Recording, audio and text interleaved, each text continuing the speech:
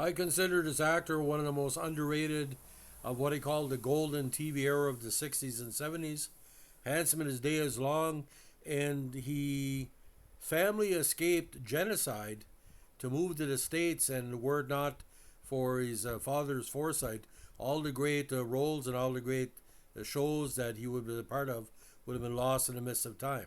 So today we're talking about the actor Mike Connors. Born Krikor Ohanian in Fresno, known professionally as Mike Connors, was an American actor. He was best known for playing Joe Mannix in the CBS TV series Mannix from 67 to 75. The role earned him a Golden Globe Award in 1970, the first of 6 straight nominations, as well as 4 consecutive Emmy nominations from 70 to 73. Anything that was put up against him would be destroyed.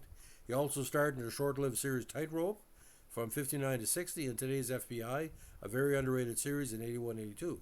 Connor's acting career spanned 56 years. In addition to his work on TV, he appeared in numerous films, including Southern Fear, Good Neighbor Sam, Situation Hopeless But Not Serious, Stagecoach, Kiss the Girls and Make Them Die, and Too Scared to Scream, which he also produced. That came out in 85. Now, born Krikor Ohanian Jr. On August 15, 25 in Fresno, to his Armenian parents, Krikor and Alice. His father had escaped the Armenian genocide.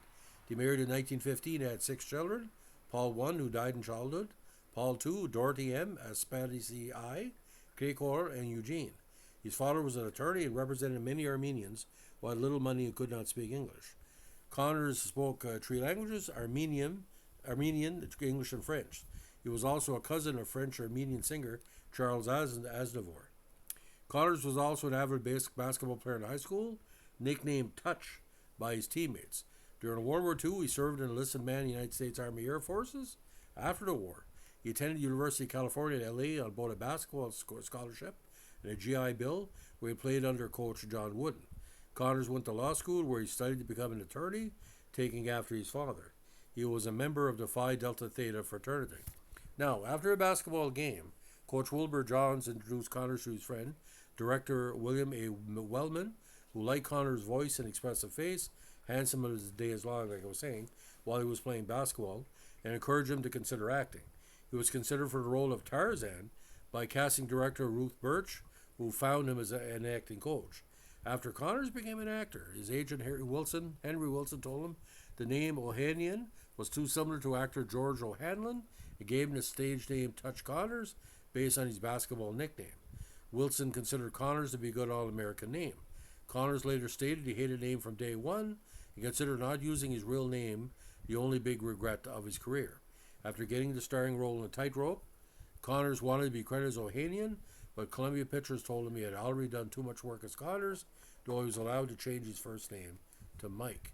Now, ironically, Henry Wilson, that must be, you could do the connection here. He played a large role in developing the beefcake craze of the 50s. Most of his clients were gay, including Rock Hudson, Tab Hunter. He also had Chad Everett, Robert Wagner, Nick Adams, Guy Madison, Corin Matthews, Troy Donahue, Mike Connors, Rory Calhoun, John Saxon, Yale Summers, Clint Walker, Doug McClure, Dak Rambo, Ty Harden, and John Derrick. Although most of them were not gay, he was kind of a recruiter anyway. Connors' film career started in the early 50s when he made his acting debut in a supporting role opposite Joan Crawford and Jack Palance in the thriller Sudden Fear. He had initially been rejected for an audition by producer Joseph Kaufman due to his lack of experience, but after sneaking to Republic Pictures and meeting director David Miller, he was given a chance to read the script and was offered a part. Then he was cast in the John Wayne film Island in the Sky, in which he played a crewman on one of the search and rescue planes. In 1956, he played a herder in Cecil B. DeMille's The 10 Commandments. Blink and you'll miss him. Now, Connors appeared in numerous TV series, including the co-starring role in the 55-episode Thomas and the Widow of the anthology series Frontier. He guest starred in the early sitcoms Hey Jeannie and The People's Choice and the 2 Rod Cameron syndicated crime dramas City Detective and the Western Team State Trooper. He played the villain in the first episode filmed, but second one aired, of ABC special hit Maverick, opposite James Garner in 1957. He had roles in several of the earliest films Roger Corman directed, including Five Guns West, The Day the World Ended, Swamp Woman, and the Oklahoma Woman. Connors starred in and was the executive producer of Flesh and the Spur. He raised $117,000 for the film. Now in '58, Connors appeared in the title role of the episode Simon Pitt, the series finale of the NBC Western Jefferson Drum, starring Jeff Richards as a former Frontier newspaper editor. He appeared in another NBC Western series, The Californians. That same year, Connors was cast as Miles Borton, a corrupt U.S. Army lieutenant bitter over his $54 monthly pay on NBC's Wagon Train in the episode The Dora Gray Story with Linda Darnell in the title role. About this time, he also appeared on an episode of NBC's Western series Cimarron City.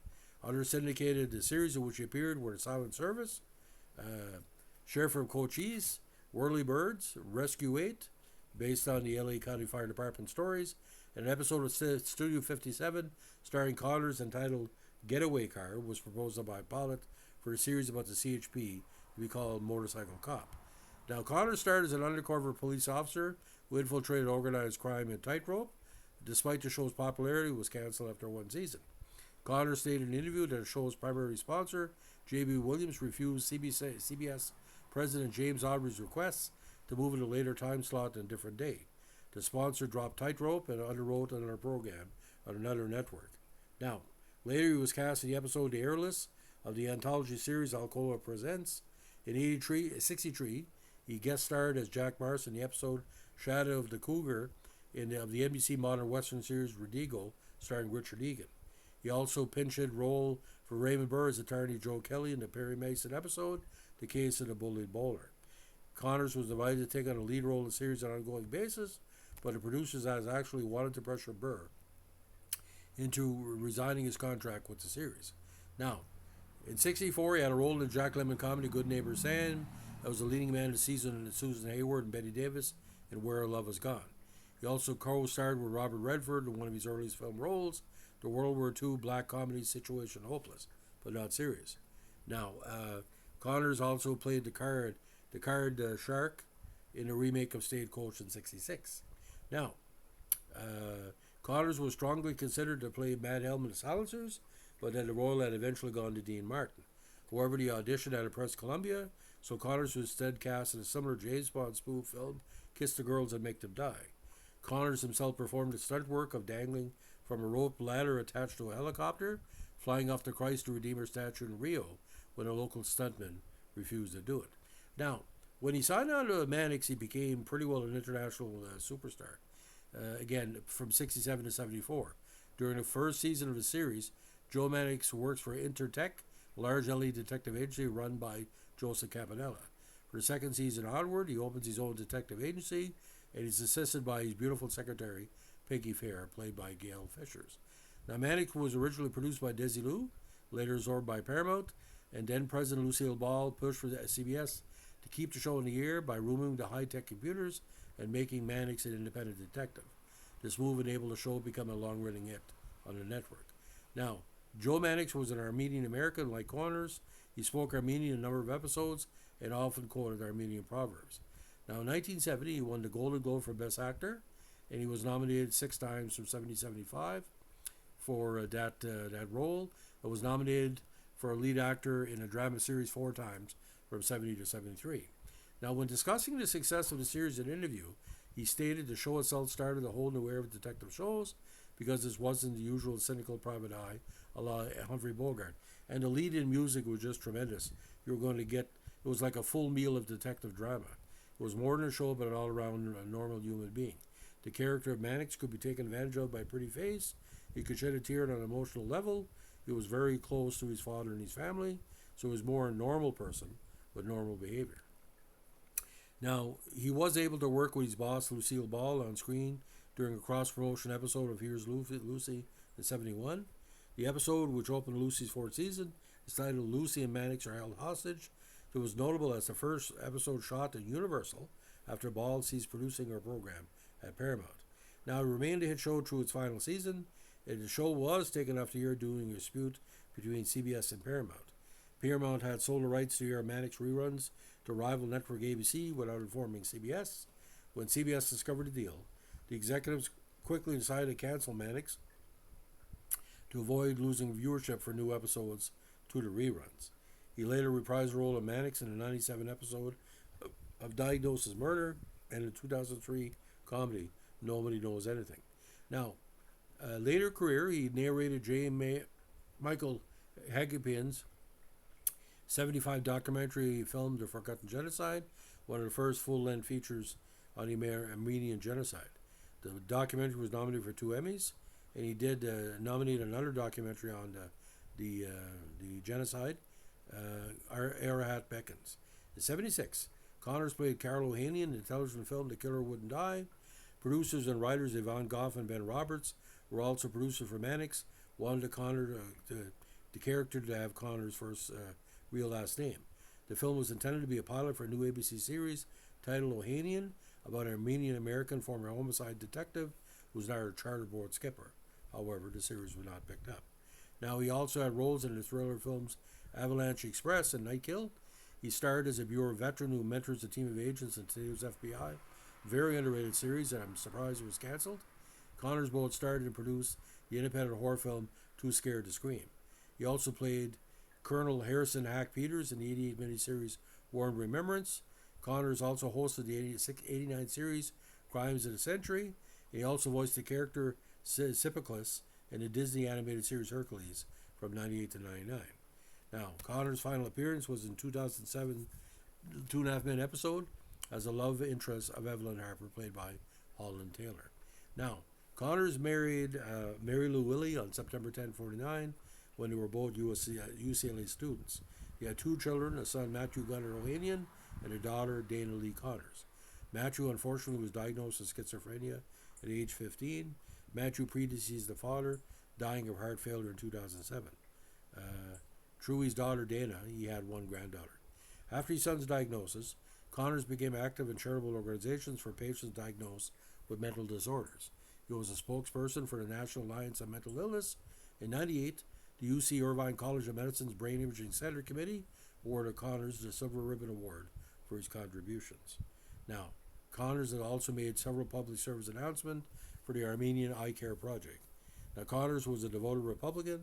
He endorsed Reagan for president in 1984 and endorsed George Dukmajian for governor of California in 82 and 86. He died in Tarzana, California at the age of 91, a week, unfortunately, after being diagnosed with late-life leukemia. Now, again, film, Sudden Fear, The 49th Man, Sky Commando, Island in the Sky, Day of Triumph, Five Guns West, The Twinkle in God's Eye, Data World Ended, Jaguar, Swamp Woman, The Oklahoma Woman, Flesh and the Spur, The 10 Commandments, has Touch Connors, Shake, Rattle, and Roll, Voodoo Woman, Suicide Battalion, Live Fast, Die Young, The Dalton That Got Away, Panic Button, Good Neighbor Sam, Where Love Was Gone, Harlow, very underrated movie, by the way, Situation Hopeless But Not Serious, Stagecoach, Kiss the Girls That Make Them Die, Avalanche Express, Night Kill, Too Scared to Scream, Fist Fighter, Public Enemy 2, William Sadler's The Man the Writer, Downtown Heat, James Dean, Race with Destiny, played Jack Warner, Gideon, The Extreme Adventures of Super Dave, playing Grandpa Osborne, and Nobody Knows Anything, where he played again Joe Mannix. Now on TV, for television theater, Mr. and Mrs. North, City Detective, The Lineup, Frontier, Schlitz Playhouse of Stars, The Life and Legend of Wyatt Earp, Half Camera Will Travel, a TV film, Doug Hudson's Secret Journal, The Millionaire, The Loretta Young Show, The Adventures of Jim Bowie, Gunsmoke, The People's Choice, State Trooper, Hey Genie, Sheriff of Cochise, Cold Tree, Lux Video Theater, Silent Service, Those Whittling Girls, M Squad, Have Gun Will Travel, Gale Storm Show, Maverick, 2 episodes, The Walter Winchell File, Whirly Birds, another Lucille Ball, Ricky Ricardo situation, Wagon Train, Telephone Time, Official Detective, Studio 57, Cheyenne, Target, The Texan, Cimarron City, Rescue 8, Jefferson Drum, Lawman, The Rough Riders, Bronco, Alcoda Presents One Step Beyond, The Californians, Mickey Spillane's Mike Hammer, 2 episodes, Tightrope, The Untouchables, The Expendables, Riddigo, Perry Mason, Mannix, 194 episodes, again, multiple nominations, Red Skeleton Show, 3 episodes, Here's Lucy, Big Borrower Steel, Bob Hope Special, The Killer Wouldn't Die, Charo, TV film, Revenge for a Rape, TV film, Police Story, Long Journey Back, TV film, Dead of Ocean View Park, TV film, High Midnight, TV film, Casino, TV film, 2 of 4 episodes of Love Boat. Today's FBI, 18 episodes. Earthlings, Glitter, The Fall Guy, he played himself. War and Remembrance, 4 episodes. Alfred Hitchcock Presents, Murder, She Wrote, which is playing on Omni this week. Vision. Armin and Bullock, The Commish, Heart to Heart Returns, Burke's Law, Diagnosed Murder, Walker, Texas Rangers, Hercules, and Two and a Half Men.